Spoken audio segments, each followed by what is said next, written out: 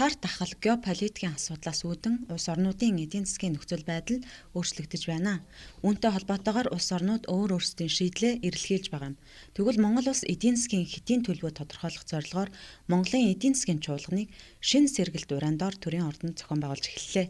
Энэ удаагийн чуулган цар тахлын дараах эдийн засгийг хэрхэн сэргээх вэ гэдэг төвлөрч засгийн газраас хэрэгжүүлэх шинэ сэргэлтийн бодлогыг олон нийтэд танилцуулах юм а.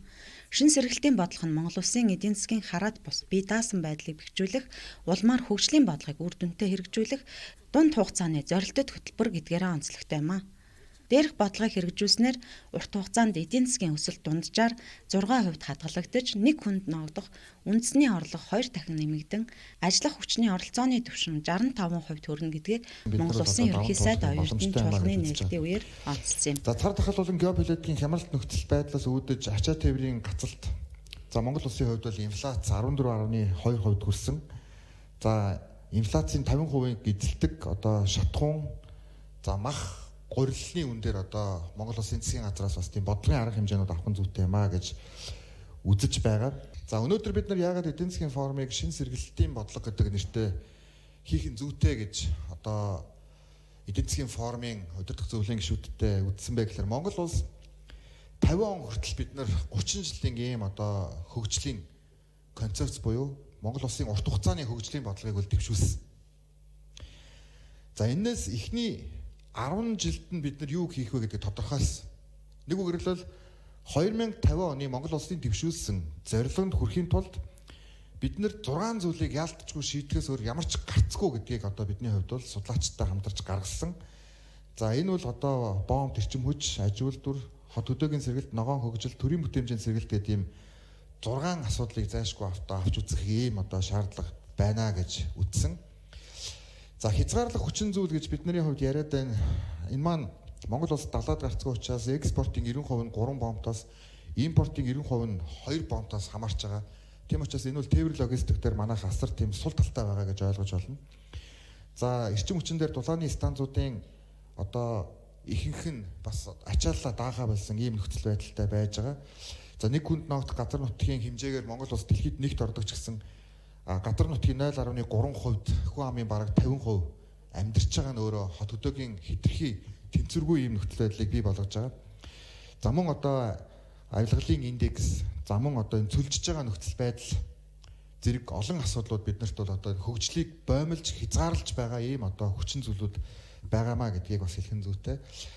Эдийн засгийн форумын төгсгөл би ерөнхий сайдын хувьд хэд хэдэн үр дүн хүлээж байгаа. Тэр нь бол өмнөх эдийн засгийн бүх форумууд дээр гарсан үр дүнгуудыг би бүгдийг үзсэн. Энэ дээр бидний хувьд төлөвлөгөө гаргана гэж үзэж байгаа. Тэгээ эдийн засгийн форум яригадаад зөвлөмж уриалга гаргахгүйгээр хэдүүлээ эдийн засгийн форум дээр яг 10 гол ажлыг хилцэж гаргая. Тэгээд тэрэн дээр улсын их хурл юу хийх вэ, засгийн газар юу хийх вэ, төр хувийн хвшил юу хийх үгээд яг 1 жилийн хугацаанд тэр 10 ажлаа яс хий гэж бодож байгаа. Хэн юуг хизээ яаж хариуцдаг вэ гэдэг 10 ажлаа гаргаж авъя. Өнгөрсөн одоо эдийн засгийн форум дээр байгаа бүх дүгнэлтүүдээ бас бидний хувьд нэгтгэе. Тэгээд одоогоос яг 1 жилийн дараа эдийн засгийн форумаа дахиж хийхдээ бодиттой тэр 10 одоо шинжилгээний ажлынхаа үр дүнг шинэ сэргэлтийн бодлогын хүрээнд хамтаа тодорхойлъё гэж бас бодож байна. Ингээд Монгол улс өнөөдөр далаад гарцгүй.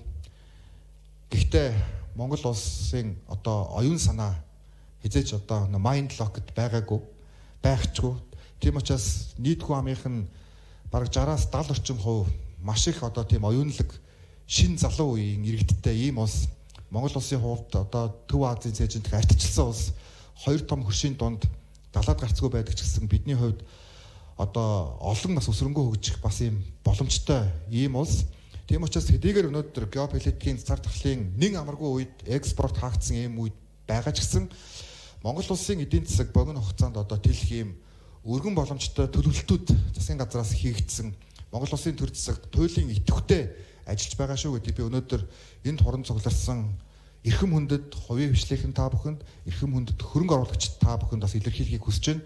Бидний хувьд Монгол улсын эдийн засаг хөгжихэд, сайн засаглал бүртгэхэд өөрсдийн зүгээс одоо чадах бүх зүйлээ хийх ийм одоо итгэл үнэмшилтэй байгаа шүү гэдгээ Монгол улсын гүйцэтгэх засаглалын тэргүүний хувьд та бүхэндээ батлан илэрхийлэхэд таатай эдийн засгийн форумд амжилтсан. Баярлалаа. Улмаар Монгол улсын бомбын хүчин чадлыг 3 дахин нэмэгдүүлж, эрчим хүчний их үүсвэрийг 2 дахин өсгөх юм байна. Ингэснээр алсын хараа 2050 Монгол улсын урт хугацааны хөгжлийн бодлогод дэвшүүлсэн эхний үе шатны зорилтыг хангах суур нөхцөл бүрдэнэ гэдгийг албаных нь тодтогж байна. Мөн тус бодлогын хүрээнд төр хувийн хэвшил, хөрөнгө оруулагчдын идэвхтэй түншлэл тулгуурлан Монгол улсын хөгжлийг хязгаарлаж буй 6 багц асуудлыг шийдвэрлэх юм. Чуулганы нэгдсэн хуралдаанаар шинэ сэргэлтийн бодлого эдийн засагт үүсч буй сорилт боломж, гадаад орчны тодорхой бус байдал үр дагавар, үн ханш, гадаад худалдаа, төлбөр тооцоо, Монгол улсын хөрөнгийн зах зээлийн өнөөгийн байдал ба ирээдүйн чиг хандлага гэсэн сэдвийг хөндөх бол олон улсын харилцааны өнөөгийн нөхцөл байдал, дотоодын хүнсний хангамж нийлүүлэлт, бомбын сэргэлт, тээвэр логистикийн хямрал, эрчим хүчний сэргэлт, үр ашиг алдагдал зэрэг сэдвээр салбар хуралдаанууд өрнөх юм байна.